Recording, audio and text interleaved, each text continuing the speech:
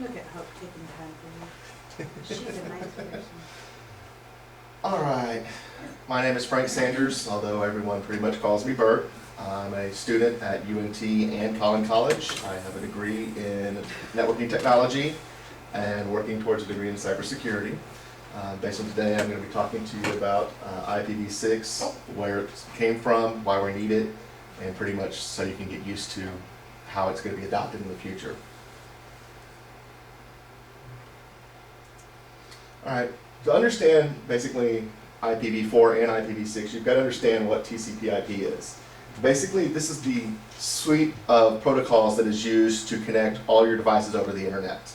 Every device on the internet is going to have something to talk to every other device, and that is where this protocol comes in.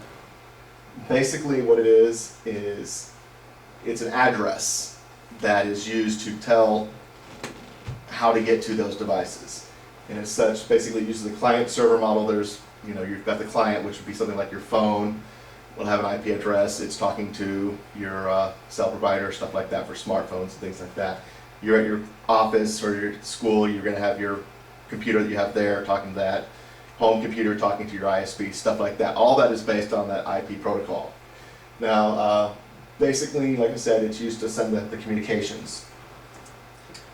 IPv4 is actually the fourth in a series of various protocols that came about to deal with the IP. It is basically the IETF, which is the group that puts out the standards for these communication protocols, came up with IPv4 back in 1981. So we've been using pretty much the same protocol that we're using today, has been in use for over 30 years now. Very few things that we use these days last 30 years, and IPv4 is no exception. Basically, and you can see that we changed it, went to IPv4 after about a year of use. Part of the reason was coming up with a unified standard to be used so that everyone's computers were talking. At this time, most of this was done specifically just for computers. Basically, as you may have found before, IPv4 uses a 32-bit or a 4-byte addresses, which basically limits the address space here to, that's about 4.3 billion addresses. Now, one of the things to understand is all this is based in binary, and that's where the 32 bits broken into the 4 bytes. So you have your typical, 172.135. whatever. Each one of those is one of those 4-byte breaks. And I said we got the 32 bytes for it, and if you think about it, you've got 4.3 billion addresses with IPv4. Just in this room, how many people have a smartphone? So you all have a smartphone. You all have a personal computer, don't you? Mm-hmm. Yes. Yes. And nowadays you've got TVs that can do things like Netflix, Yep. or Hulu, or an iPad, or a tablet, or a reader.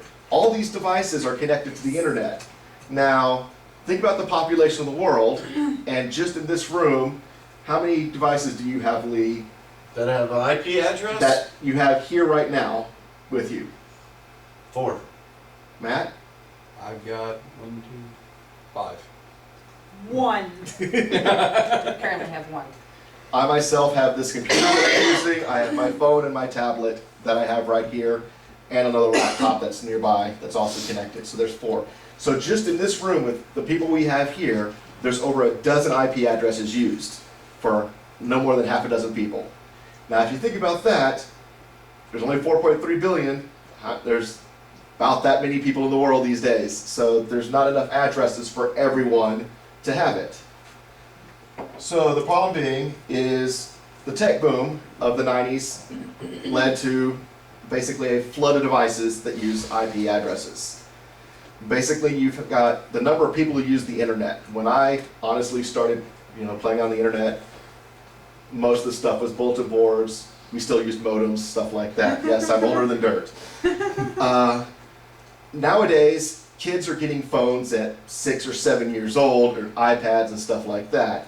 So you think about the number of people who are using it, the age has gone much lower.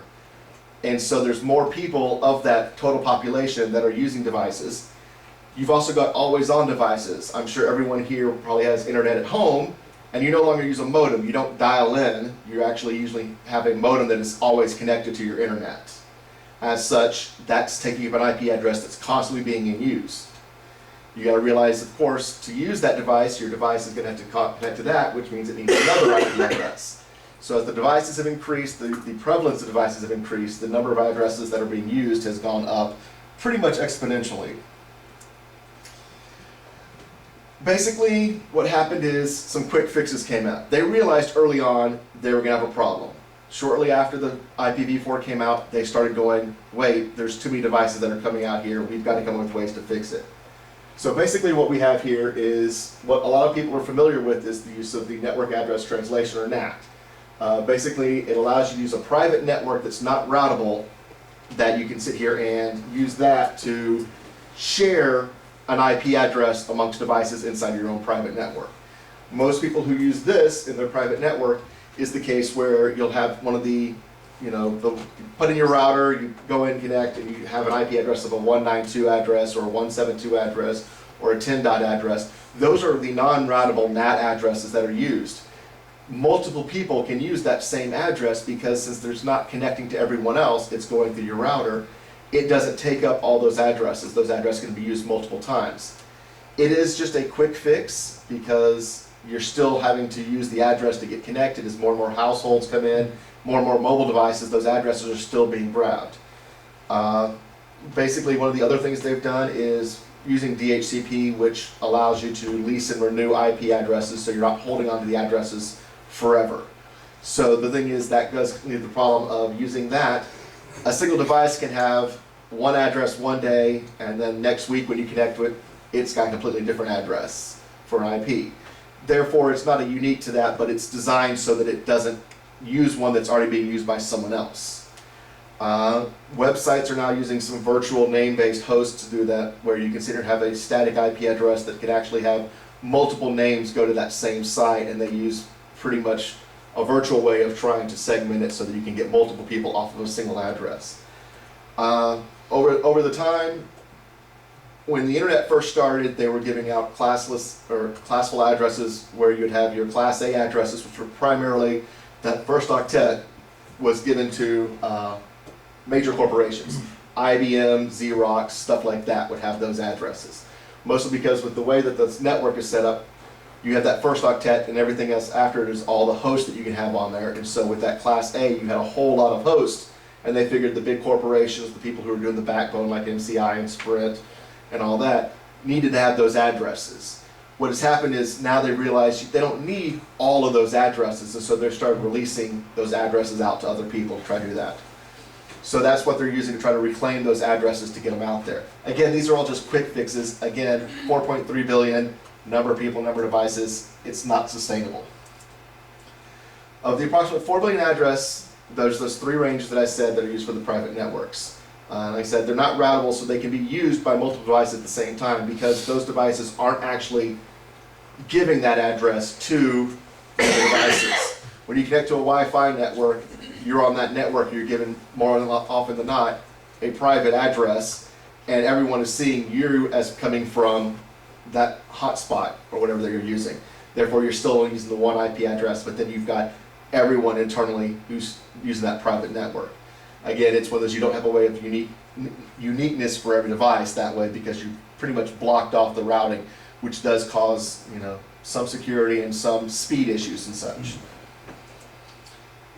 Basically, the Internet Engineering Task Force, the IETF that we talked about earlier, realized there was a problem with IPv4 and that it was going to need a solution. And so they started working on IPv6. There was actually an IPv5. It lasted for about a year. And then they said, no, this isn't working too well, and so they immediately started on IPv6. Basically, this was their attempt to try to deal with the address exhaustion that was coming up. The thing is the IPv4 and IPv6 both were being developed and worked on at the same time. IPv6 has actually been in use since about 2006. Now, you don't realize a lot of this stuff, mostly due to the fact that when the first standard came out, like I said here, the document was done in 1998. That's when they actually started formalizing what IPv6 was going to be And therefore, once they had that formula set up, they could start pushing it out to the manufacturers of software and hardware, letting them know this is what you need to do to take advantage of IPv6. Now, understanding that this is pretty much the backbone of the internet that you're talking about addressing and changing. And so you're going to have a lot of work that's going to be done. IPv6 is pretty much IPv4 on steroids.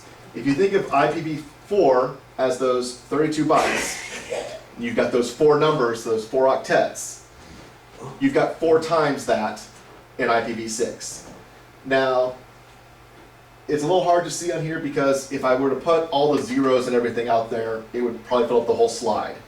But basically, you've got 2 to the 128th power of addresses that you're going to have available there, which is approximately this 3.4 times 10 to the 38th power.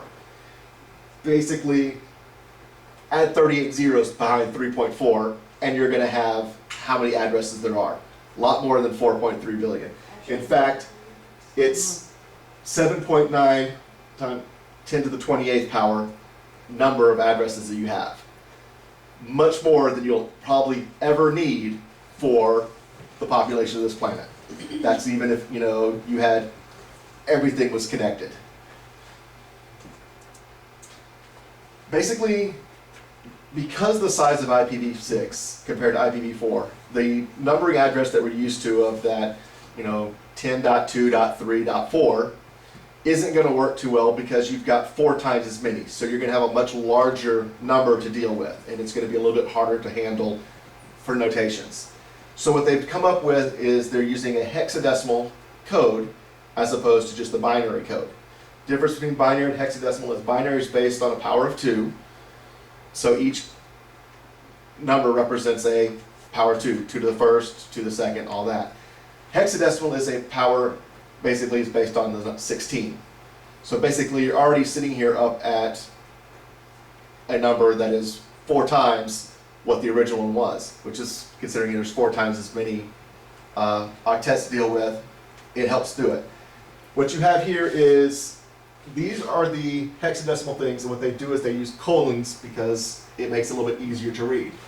There's another thing, and I'll get to that in just a second, about why they do it in this notation that makes it to where typing this out and explaining this to people is going to start being a little bit more difficult than what everyone's used to.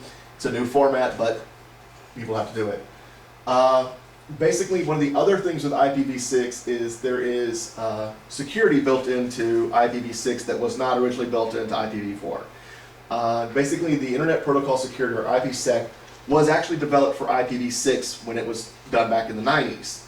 The thing is, it became such a good policy for security that they actually re-engineered it to work with IPv4 currently. So this is also a extra security is built into the IPv6 that you don't have in the original IPv4. Part of that comes from the fact that everyone is going to be able to have their own unique address as opposed to having to use NAT and virtual settings and stuff like that. Basically, the benefits of IPv6, first of all, there's no more NATs. Everyone's going to have their own address. IPv6 is designed for auto configuration. Pretty much when you plug in a device, it will take the MAC address and will give you your IPv6 address. The private address collisions, that's the reason why you don't have those routable NAT addresses, because you have people using the same IP address. You won't have that problem because everything will have their own. The multicast routing in the header format basically makes it more efficient in the traveling of the information over the network, letting the data flow a little bit easier. Nowadays, everyone likes to have their information now. I mean, how many people here check their email, you know, every 10, 15 minutes? How often do you check your email a day, Cassie? 10 to 15 times. Now you can sit here and do that. You can, you know, catch up on your Facebook. You can do all that other stuff a lot quicker. It puts the burden on the backbone is going to be a lot lower. Therefore, they can get more speed out, so more people can actually check things faster. The quality of service, a lot of that comes into do with voice over IP communications. A lot of people don't have real phones. They use their cell phone or they'll use an IP phone and not actually have the landlines. It's got authentication privacy port built in.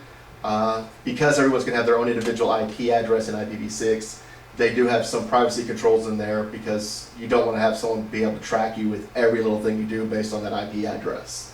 but that is also built into the protocol itself and has been from the day one. And the administration, right now, DHCP is pretty much the standard for a lot of people so that you can use your addresses more efficiently. But again, because it's got the auto configuration and noting the NAT, DHCP doesn't have to be used as well, which allows your network to not have to worry about the burden for that piece of data that has to be set up.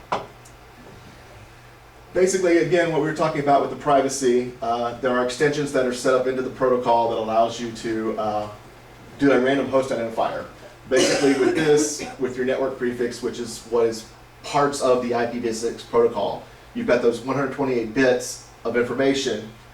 All those are going to be using various things to identify who you are at different aspects for the host and your network. Basically, with that, it allows to communicate with the host with that random generation so that it's not obvious exactly what device it is. It knows what device it is, but it's not going to be as uniquely identified to go, I know Cassie's computer is currently connected and is sitting over at Hope's room because it's using the network through there. It's not going to be able to do that because of this randomness to try to help you out. Basically, these privacy extensions were built in from the start, and like I said, when they first started this in 2006 and letting everyone know so they can start adopting it, they've actually put this in every version of Windows since XP Service Pack 1 has had this built into it to handle both IPv6 and IPv4 and this privacy. OS X since 10.7, the iOS for your iPhones and iPads, and even some version of the Linux kernel actually has this built into it. Again, they've been building this since the late 90s, so there has been a lot of work done both in software and hardware to get all this out here. Now, I was talking about before with the labeling, we got used to using the simple IP addresses. In this case, this is the example we had before of that long address. What you can do is the standard says you can remove all the leading zeros. So in this case, you see here, they took the 0 out here, they just took all the zeros, here. You only need to have the one thing. Any 0 that is to the left, you can take out and understand that that's going to be why leave, it's empty space where you can take it out of the notation. Now, in addition to that, if you emit consecutive sections of zeros, it gets even lower. If you notice here, between here and here, you have those 3 sets of zeros. They do the double colon, which basically says everything between this bit and this bit is a 0. So you can label it down.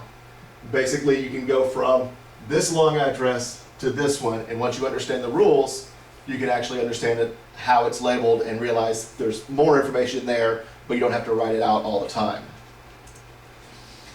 Basically, like I said, the protocol has been out there for a good 6-7 years in use since 2006. But by September of this year, the users reaching Google services over IPv6 is only 2%. And a lot of that is due to the fact that the infrastructure still hasn't switched over. Basically, 4% of the domain names and only 16.2% of the networks on the internet have IPv6 protocol support. And this part here is having the support is why the adoption isn't there. And a lot of times what that is it's because the hardware in the backbone has not been updated with new firmware or new actual devices to handle IPv6. And therefore, that's why the network isn't able to use it all. All the major operating systems, though, that are out there have put in IPv6 into the operating system so it can handle it, along with IPv4. Why isn't it really being used yet? Basically, it's because IPv6 and IPv4 do not communicate well with each other. They cannot communicate directly, and most of the times when you try to do stuff, you try to make them backward compatible. For all the security and privacy functions, that was not possible in this case. Basically, so you've got 2 similar networks, one much larger than the other, running simultaneous. To do that, you basically have to have a translator gateway or some other translation technology that is used to communicate between those. Most of the new routers that you buy these days, most of the operating systems can't handle that. In fact, if you have a Windows system, it sits here and will run basically both IPv4 and IPv6 simultaneously. It can handle that routing situation. Again, the problem with is the software and firmware on routers cannot handle the situation. And that's where the adoption is coming into.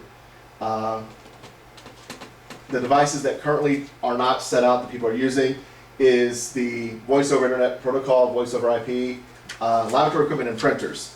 And the problem with that is most people don't replace printers and stuff that often, so that doesn't have the new hardware.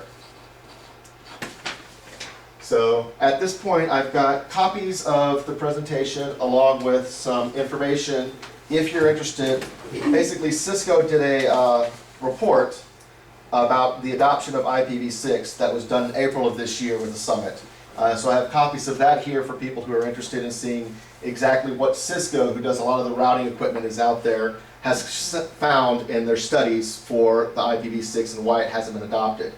And also I have here a copy of the slides as well so that you can look back at it. Do you have any questions, or was anything unclear, or anything that...